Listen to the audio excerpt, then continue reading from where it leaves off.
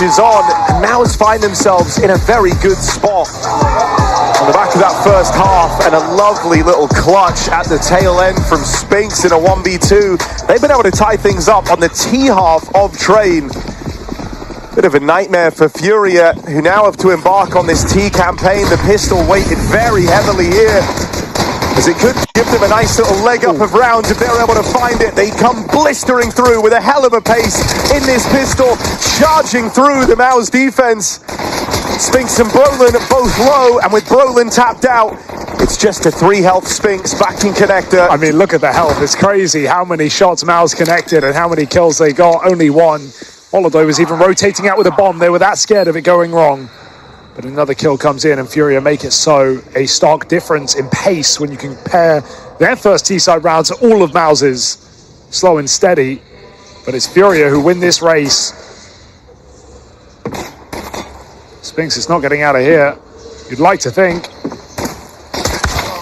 And Faller makes it so. So Furia take a pistol round by the skin of their teeth, all things considered.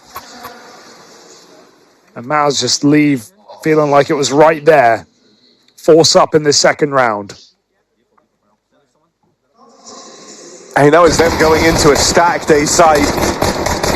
All in all, getting out with 4 surviving, even if they are very wounded, is still a major victory for Furia. I also just love how jarring the pace change is, right? Think about the T side that Maus just played, where it was very slow, at times convoluted. All about, maintaining that default, setting up the lurk smoke, really taking your time and using the full breadth of the timer. And Fallen, he's kind of anticipating the Maus are in that slower mindset, so just charges at them from round 1 of his T-side, showing already this is going to be a very different half. Yeah, you wouldn't do it again in a second, though. They want to figure out what Maus have first, where their pieces are placed. Scout spotted at Ivy.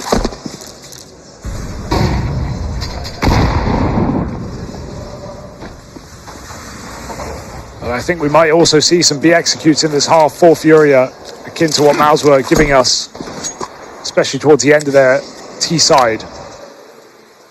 Smokes out A, Fallen taking the bomb. Oh, Xerxen up close. Yakindar a dead man, and that is not the start you wanted up against this force from Maus. Forces you back to this B hit as well. And I think Maus know it. Look at the gamble. Maus know exactly what Fury are going to do at this point. Moving 3 players over towards B. I mean, also, there's just been a real tendency wherever you see a Kindar pop up, you go elsewhere, right? They were doing that all the time back on Overpass, but here it might actually betray them. It looked like a good read initially. Certainly was Furia's first thought after that death, but they've changed their mind on the fly. It's a bit of an adjustment from Fallen.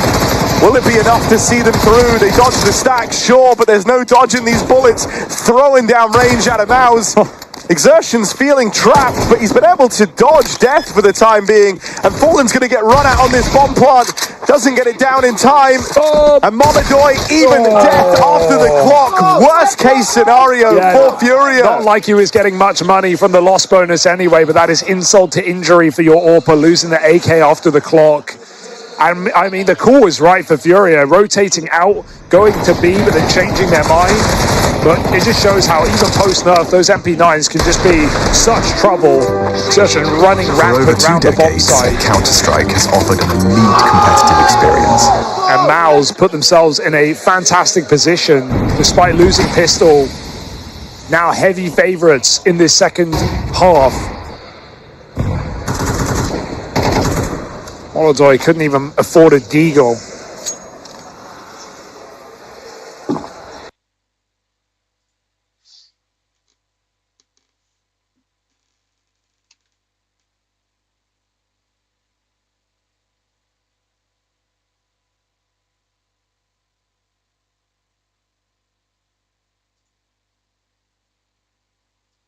Similar to how Furia played some of their anti-force buys. Just spotting to play retake on this B bomb site. There is some room on Ivy here. Maybe you can look across, but Jimmy won't allow it. Now Fury just have to prioritize the plant. Yeah, make out with the bomb plant here, you feel a lot better. And so that's at least secure, but it shouldn't go much further than that. Maus were prepared to concede a bomb.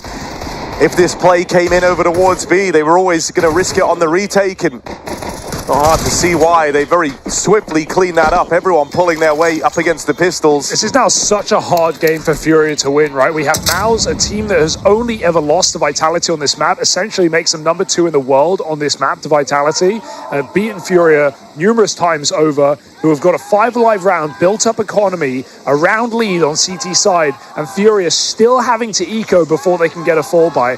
I think Furia are going to have a really hard time closing out this series for semi-finals. Maus, the score doesn't tell the full story. They are heavy favorites at this point. Yeah. Furia have to dig deep. Seeing just a great series. Well, these last 2 maps have been bangers. There will be more twists in the tail.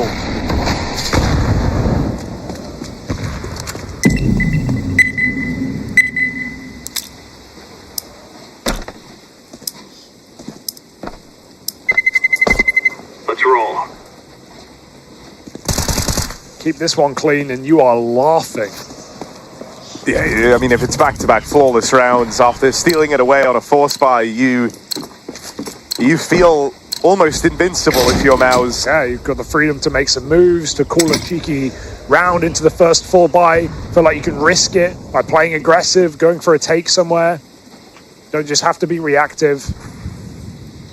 And so there a lot of freedom is given from economy. Can they keep it clean is still a question. Torshi and Spix on this B bomb site.